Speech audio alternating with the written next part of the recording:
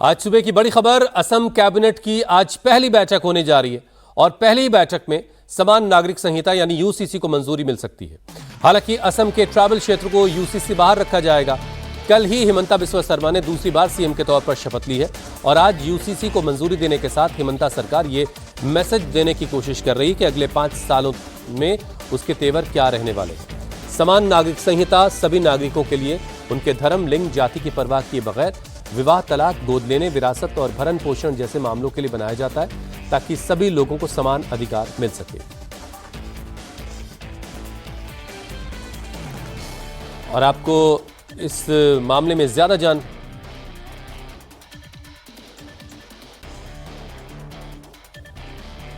हमारे political editor Devendra Parashar इस पर और ज्यादा बातचीत के लिए हमारे साथ जुड़ चुके हैं। देवेंद्र, पहली बैठक और इस बैठक में जो फैसला होने जा रहा है वो यूसीसी का फैसला, बिल्कुल मैसेज क्लियर है कि क्या अगले 5 सालों तक होगा सूबे के अंदर?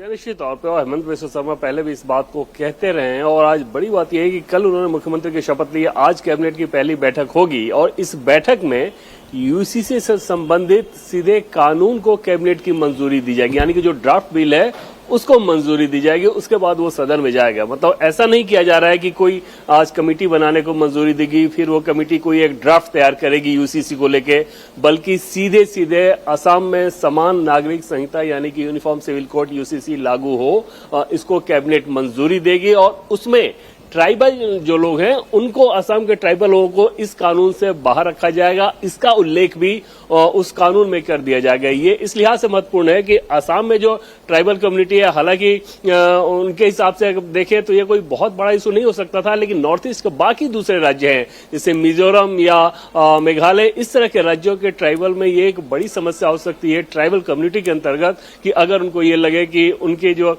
अपने रीति रिवाज या चीजें हैं उसमें कोई हस्तक्षेप किया जा रहा है, तो उस लिहाज से असम के इस कानून में ही ये व्यवस्था की जा रही है कि ट्राइबल को इससे बाहर रखा जाएगा। बाकी चीजें जैसे विवाह की व्यवस्था हो, तलाक की, उत्तराधिकार की व्यवस्था हो, लिव इन रिलेशन हो, ये सारी चीजें, इन सब चीज को लेकर बाकी सब पे लागू होगी, यानी कि असम के सभी लोगों पर समान नागरिक संहिता लागू होगी सिवाय ट्राइबल कम्युनिटी के। और जो सोर्सेस से जानकारी मिल पा रही है उसके हिसाब से ये मॉडल उसी प्रकार का होगा जो कि उत्तराखंड की सरकार ने जिस कानून को मंजूरी दी है, उत्तराखंड की सरकार ने जिसे लागू किया है, उसी ड्राफ्ट पे, उसी मॉडल पर असम भी इसको यूसीसी को लागू कर रहा है। और इसमें आप देखें तो उत्तराखंड के बाद गुजरात था, गुजरात के बाद असम ऐसा राज्य है जो कि यूसीसी को लागू कर रहा है। और पूरे राष्ट्रीय स्तर पर अगर आप देखें तो 2-3 स्टेट को अगर छोड़ दें तो अधिकांश राज्यों के तरफ से इस बात को लेकर सुगबुगाहट शुरू हो चुकी है और आज या कल वो इस काम को करने वाले हैं। चाहे यूपी की बात कर लें, मध्य प्रदेश की बात कर लें, हरियाणा की बात करें, इस तरह से तमाम राज्य हैं। केरल, तमिलनाडु, पंजाब, इस तरह के जो राज्य हैं उनका रिजर्वेशन जरूर है इस कानून को लेकर। अन्यथा मोटे तौर पे देखें तो ऐसा लग रहा है कि देश यूसीसी की तरफ बढ़ रहा है, लेकिन राष्ट्रीय स्तर पर नहीं बल्कि अलग अलग राज्यों के स्तर पर यह कानून बन रहा है। जैसा कि पहले ही केंद्र सरकार ने इस बात को इंडिकेट कर दिया था कि केंद्रीय स्तर पर यूसीसी को लागू नहीं किया जाएगा बल्कि राज्यों के स्तर पर लागू किया जाएगा ताकि इसको लेकर कोई भ्रम न फैलाया जा सके। जी देवेंद्र, कांग्रेस जो है खासतौर से असम के लिए ट्राइबल्स को लेकर के इसमें ऐतराज जताती रही है और अब ये क्लियर कर दिया गया कि यूसीसी से ट्राइबल्स को इसके दायरे से बाहर रखा जाएगा। क्या कांग्रेस के कुछ और ऑब्जेक्शंस हैं यूसीसी को लेकर के? यूसीसी को लेकर तो कांग्रेस पार्टी निश्चित तौर पर बार बार इस बात को कहती है कि वो विभाजन के हिसाब से इस काम को बीजेपी अपने उस एजेंडा के तहत कर रही है, बीजेपी समाज में फूट डालने चाहती है। वो सब आरोप तो कांग्रेस पार्टी का जो रहता है वो रहता ही रहता है। उसमें एक इशू उनको ये समझ में आया था कि अगर ट्राइबल के इशू को ज्यादा जोर शोर से उठाया जाए तो शायद सरकारों पे, ये बीजेपी सरकारों पे ज्यादा दबाव पड़ेगा और तब शायद वो इस काम को ना करें। लेकिन इस कानून में, जैसा कि पहले मैंने आपको बताया कि कानून में ही इस बात का उल्लेख रहेगा कि यूनिफॉर्म सिविल कोड सभी पर लागू है, लेकिन ट्राइबल लोगों पर यह लागू नहीं होगा। और ये आसाम के ट्राइबल लोगों के हिसाब से अगर देखें तो वो आमतौर पर एक ही शादी करते हैं और वहां पे बहुविवाह का चलन यहां पर नहीं है। लेकिन नॉर्थ ईस्ट के कुछ दूसरे राज्यों में ऐसा है और अगर आसाम इस तरह की व्यवस्था ना करे तो उन राज्यों में ये अफवाह फैल सकती है या उनको समस्या हो सकती है, तो उसको दूर करने के लिए सावधानी के तौर पर असम भी इस काम को कर रहा है कि यहाँ की जो ट्राइबल कम्युनिटी है उसको यूनिफॉर्म सिविल कोड कानून के दायरे से बाहर रखा जाएगा। बाकी आज कैबिनेट उसको मंजूरी देने जा रही है। और आज पहली कैबिनेट की बैठक में यूसीसी को मंजूरी मिलने वाली है। बहुत शुक्रिया देवेंद्र हमारे साथ जुड़ने के लिए।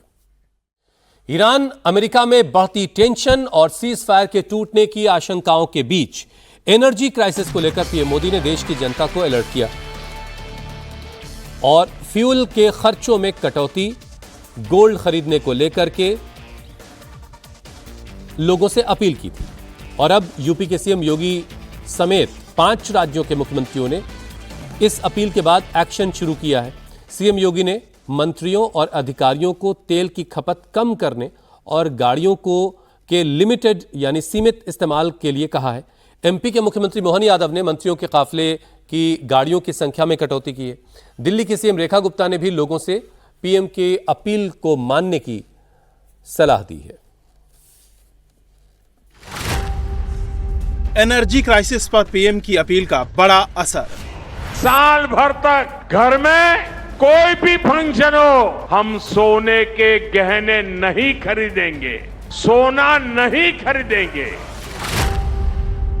पीएम मोदी की अपील, एक्शन में योगी, फडणवीस और मोहन।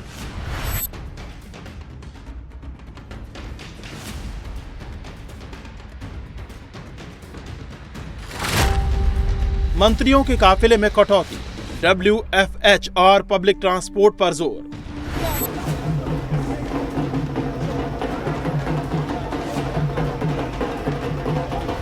स्कूटी पर सवार ऊर्जा मंत्री और ई रिक्शा पर सवार नेताओं की ये तस्वीरें पीएम मोदी की उस अपील का असर है जिसमें ईंधन बचाने की सलाह दी गई है।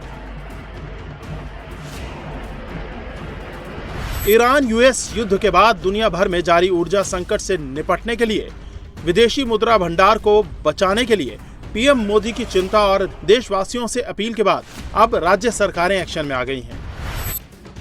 शुरुआत यूपी के सीएम योगी ने की और प्रदेशवासियों से प्रधानमंत्री के आह्वान से जुड़ने की अपील की। सीएम योगी ने ईंधन की खपत कम करने और सोने की खरीदारी से बचने की सलाह दी, तो एमपी के सीएम मोहन यादव ने भी मंत्रियों के काफिले में कटौती का ऐलान किया। इधर एक्शन महाराष्ट्र में भी हुआ और सीएम फडणवीस ने राज्य के मुख्य सचिव को विभागों में खर्च और ईंधन बचत को लेकर विस्तृत योजना तैयार करने के निर्देश दिए हैं। तो गुजरात के सीएम भूपेंद्र पटेल ने पीएम की 7 सलाह को मानने पर जोर दिया है। माना जा रहा है कि अगर पीएम की अपील पर अमल हुआ तो तेल की खपत कम कर क्रूड ऑयल से लेकर गोल्ड, फर्टिलाइजर और खाने के तेल तक की खरीद तक अलग अलग मद में करीब 45 अरब डॉलर बचाए जा सकते हैं। और यही कारण है कि सीएम योगी ने अपर मुख्य सचिव और प्रमुख सचिवों की बैठक में सीएम और मंत्रियों की फ्लीट में 50% की कटौती का निर्देश दिया है। तो प्रदेश में वर्क फ्रॉम होम की संस्कृति को आगे बढ़ाने पर जोर दिया है। इसके साथ ही सीएम योगी ने पीएनजी, मेट्रो, पब्लिक ट्रांसपोर्ट के उपयोग और सरकारी बैठकों और सेमिनार के वर्चुअली आयोजन पर जोर दिया है। सीएम योगी ने मंत्री, सांसद, विधायक, जनप्रतिनिधियों से सप्ताह में 1 दिन पब्लिक ट्रांसपोर्ट का उपयोग करने की सलाह दी है। साथ ही सप्ताह में 1 दिन नो व्हीकल डे आयोजित करने को कहा है। ईंधन एक ऐसी चीज है जिसका हर नागरिक, मैक्सिमम नागरिक इस्तेमाल करते हैं, चाहे बाइक वाले हो चाहे कार वाले हो। तो हम कारपूल का इस्तेमाल करें, अपने पब्लिक ट्रांसपोर्ट का इस्तेमाल करें। हम सिग्नल पे कहीं खड़े हैं, रेड लाइट पे कहीं खड़े हैं, तो हम अपने इंजन को ऑफ कर दें।